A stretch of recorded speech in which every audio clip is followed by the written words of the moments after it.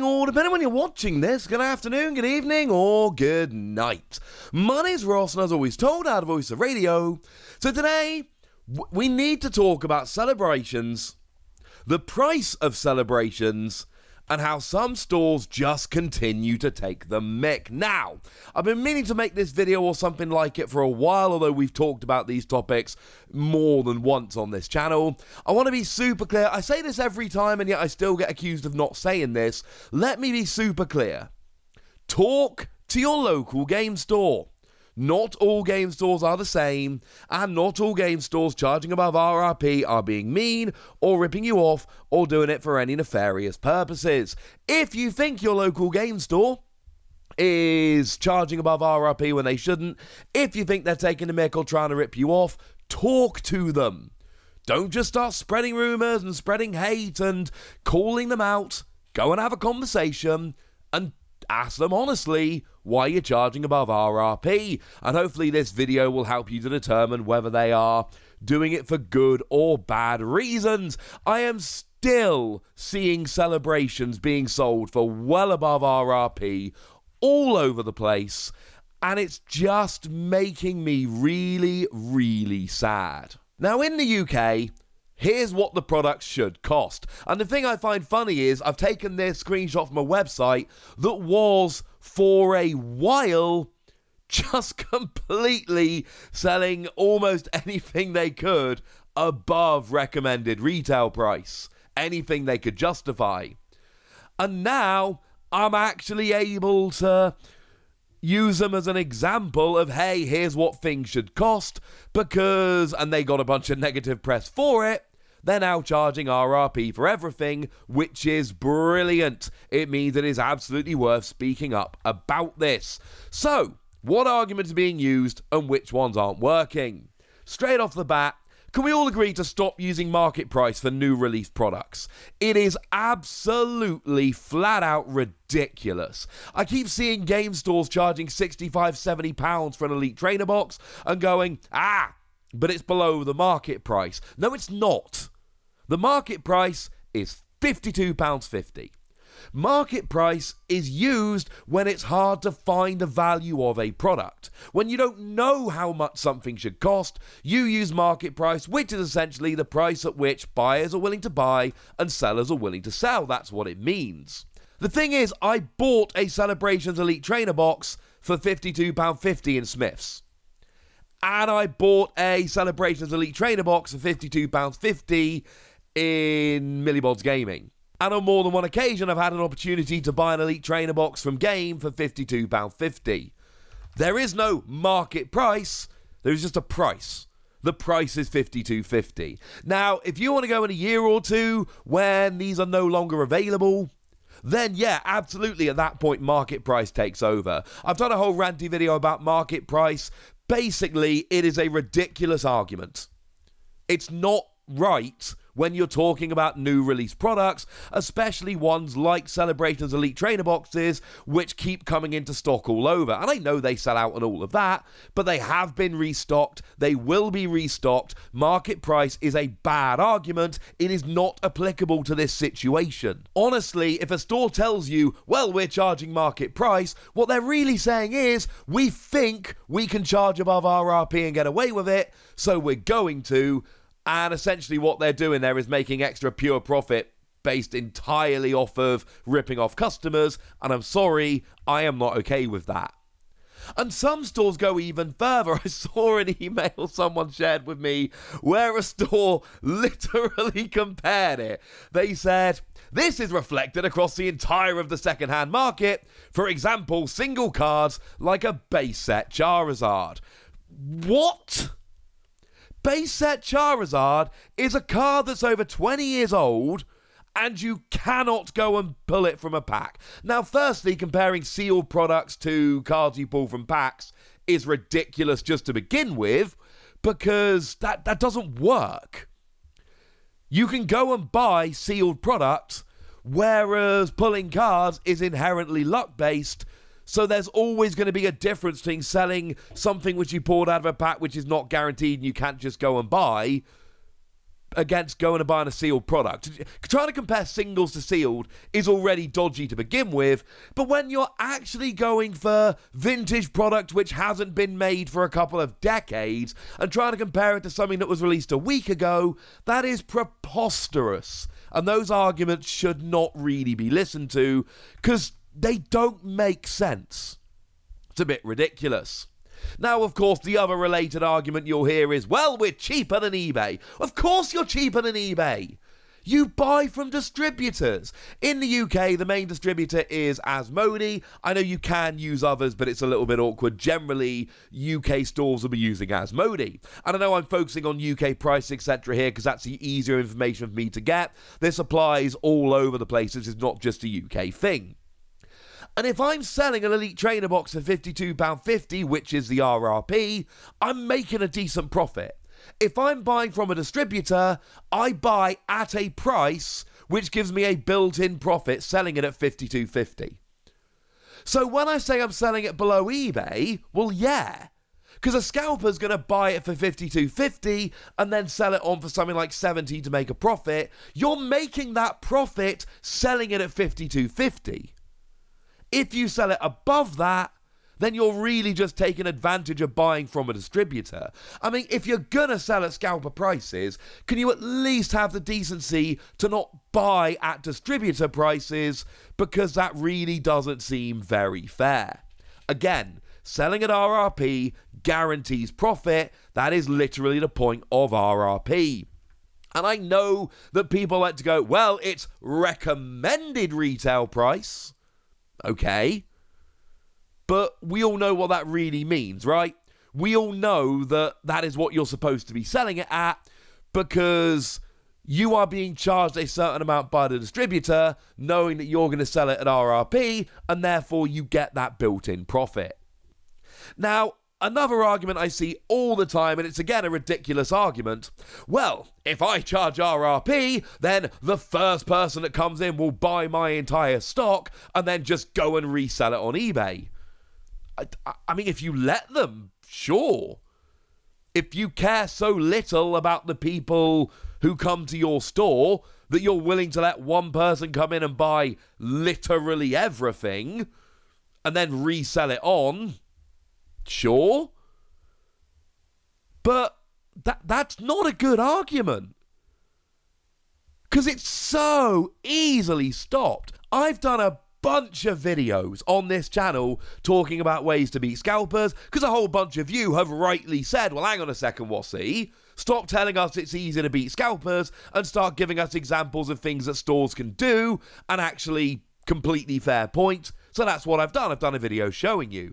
And some of the easier things include purchase limits. Here's an idea. If you're worried about somebody coming in and buying everything at RRP and reselling it, don't let the first person in buy everything. Seems simple enough, right? And also, do what they've started doing loads in Japan. Open them. Open the products.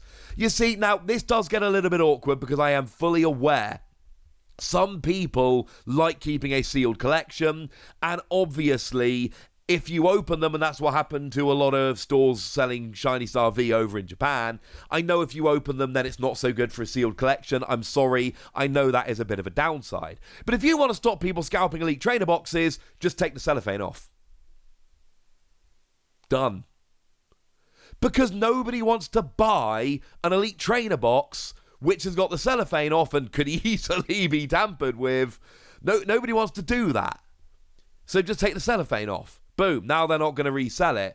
Or one thing that a store in Japan did, which I thought was brilliant, if you want to order a really sought after product, you had to essentially either take your deck in and show them or answer some Pokemon questions to prove that you are in fact a fan of the Pokémon TCG. I do not buy the scalpers will buy us out and resell argument, because actually if you are a local game store that cares about your local community, it is actually really easy, if not to completely stop this, then absolutely to minimize it.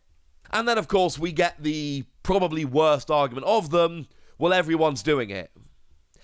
But you see, the thing is, they're not doing it though. Like my local game store, Mad for Miniatures, they're not doing it. They're selling everything at RRP. And there are many, many, many, many game stores out there selling at RRP. And I showed you the example from the big online seller that used to not always sell at RRP, who are now selling at RRP. And it's funny because I emailed them and asked them previously, why are you selling above RRP? And they gave me a lot of the arguments that I've been addressing in this video. But now, when I give them huge credit for this, I think this is a wonderful thing, they've now gone back to selling at RRP. Because, and I'm hoping this is the reason, they've realised that actually this is what's good for their customers. And from a business standpoint, if you're thinking long-term, not just short-term, looking after your customers when you can rip them off is a great, great way to get a whole bunch of loyal customers who keep coming back. And then when sales are a bit low and there are products that are not so sought after, they'll keep coming back and buying from you, because there are stores I used to use that because of some of their sales practices, I won't use anymore. And a couple of these were stores where I used to spend a fair amount of money. So, I don't know, I'm just one customer. I'm not going to pretend for a second that it's going to make a huge difference. But hopefully there are lots of other people like me doing the same thing. Now, having said all of this, I told you at the beginning, not all stores are trying to rip you off, and there is good reason sometimes. So, for argument's sake, there was a local game store I saw the other day. They raised the price from the Elite Trainer boxes from £52.50 to £55. Why? Because in order to get enough stock to make their customers happy, they used another distributor who charged £2.50 more, so they passed that on to the customer. Cool. It's like 5% of the cost. And they didn't just go, hey, we're charging 5% more. They showed respect for their customers and they just went, hey, we've gone to another distributor, their costs are a bit higher, sorry, we've got to charge a bit more. That's good. And I have absolutely no problem paying a little bit more when stores have had increased costs and they're being honest with us. The other thing is, and this is a genuine thing that stores are dealing with, and this is the good argument. And the argument essentially is, we expect X% of our profits to come from Pokemon sales. Because we have been sent less product to sell, we cannot make X% of our profits from Pokemon unless we increase prices. And you know what? Yeah. That's fantastic. That's absolutely valid. And I think those kind of stores should be absolutely supported. And if I've got to pay a little bit extra to support a store that has had less stock delivered and is just trying to keep their doors open, absolutely, that is a completely valid argument. And I saw this argument being made by a store the other day, and I went, you know what? That makes absolute perfect sense, and I have absolutely no issue with this. Some stores need to do this. This seems good. Problem is, I then went and looked at their prices. They're selling the $20 Sylveon box for $40 and the $20 Lance's Charizard V box for $75. Now, firstly, that is almost 4 times RRP, which is ridiculous. Secondly, they are charging almost twice as much for the Charizard box, which is more sought after, over the Sylveon box. And this doesn't show a store which has raised their prices a bit to cover for the fact that they've had fewer products delivered. This is a store going, what can we make money off of? How can we increase our prices to make more money? And I'm sorry, that kind of defeats their own argument. The fact of the matter is, there are some stores out there that, because of the whole Dan Pennick and all of that, are hurting and have raised their prices a bit to compensate. For those stores, we should keep supporting them because they are good stores and they are stores that have generally looked after us in the past. And it is super easy to tell. Basically, are they being honest with you and telling you that's the reason? Are they raising prices by a sensible amount? If the answer to both those questions is yes, then they are almost certainly a trustworthy store that are just trying to get by, and we need to support these stores because these are the stores that are growing the hobby and doing us solids and all of that. But if you hear a store saying, hey, we're cheaper than eBay, well, that's the market price. Well, you know, have a look at these second-hand single cards from 20 years ago. Everyone else is doing it. What they really mean is, look, mate, we can charge more and we're pretty sure you're going to pay it. So we're going to. Yay! And I'm sorry, but essentially, if stores are willing to do this, then they're always going to do this. If stores are willing to try and rip you off now when they think they can, they will always try and rip you off when they think they can. I've already told you that some stores in the UK, some of the bigger online stores, used to charge above RRP for these kind of products and have since gone to charging RRP. And this is brilliant and wonderful, and let's face it, these stores kept getting called out by customers, and they've now gone, you know what, let's charge RRP.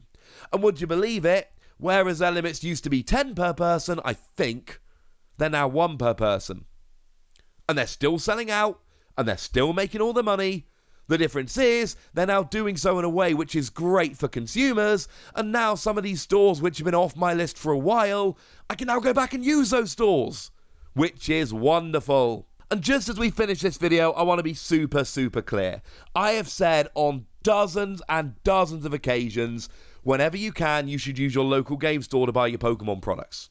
Local game stores are super important. They are the lifeblood of the game. They are what keep the game going in a lot of areas. We should all use our local game stores where we can. And that's a huge caveat.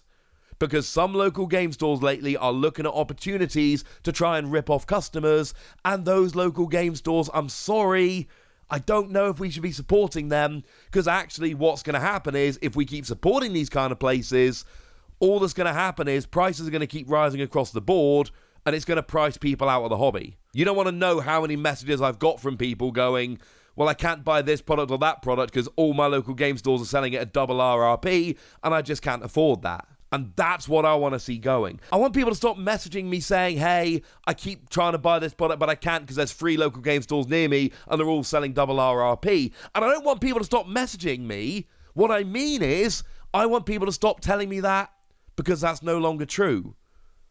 Because everyone just goes, you know what? Let's charge reasonable prices. Like I said at the beginning and a minute ago, let me repeat it now. Talk to your local game store.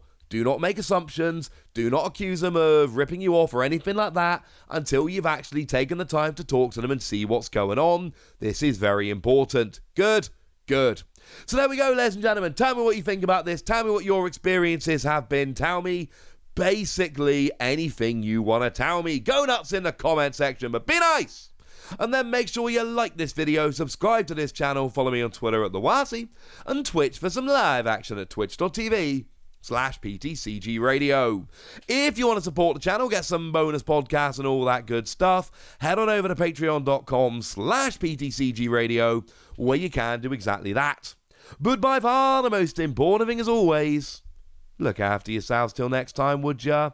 Thank you very much for watching. My name's Ross, and you've been watching PTCG Radio.